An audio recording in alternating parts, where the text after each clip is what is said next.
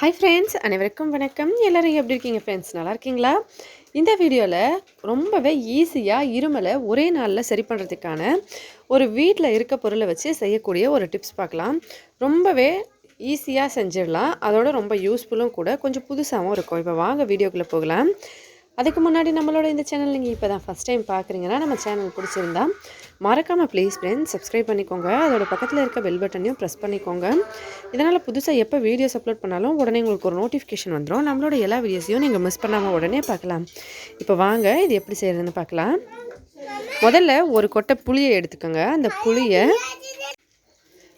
ஊற வச்ச புளியை நல்லா கரைச்சிக்கலாம். சும்மா ஒரு கொட்டை அளவுக்கு எடுத்தால் போதுங்க.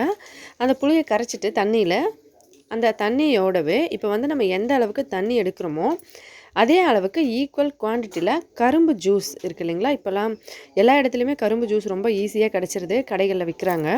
அந்த மாதிரி கரும்பு ஜூஸை ஈக்குவல் குவான்டிட்டி, இப்போ நம்ம ஒரு 1/4 கப் அளவுக்கு புளி எடுத்துருக்கோம் அப்படின்னா, புளி தண்ணி, அதுக்கு 1/4 கப் அளவுக்கு கரும்பு ஜூஸ் ரெண்டுத்தையும் எடுத்து 1/2 கிளாஸ் சுத்தமான தண்ணி, நம்ம குடிக்கிறதுக்கு பயன்படுத்துகிற சுத்தமான தண்ணியில் இது ரெண்டுத்தையும் போட்டு நல்லா கலந்துருங்க. இதை கலந்துட்டு காலையில் வெறும் வயிற்றில் குடிச்சிருங்க. அப்படி இல்லை ரொம்ப அதிகமாக மத்தியான டைம்லையோ சாயங்காலம் டைமில் இருக்குன்னா நீங்கள் எந்த டைமில் வேணால் குடிச்சிக்கலாம், எந்த ப்ராப்ளமும் கிடையாது. ஒரு நாள் தொடர்ந்து ஒரு 2-3 தடவை குடிச்சு பாருங்கள். உங்களுக்கு இருமல் எவ்வளோ அதிகமாக இருந்தாலும் உடனே சரியாக போயிடும். ட்ரை பண்ணி பாருங்கள். இது ரொம்பவே நல்லா வேலை செய்யும்.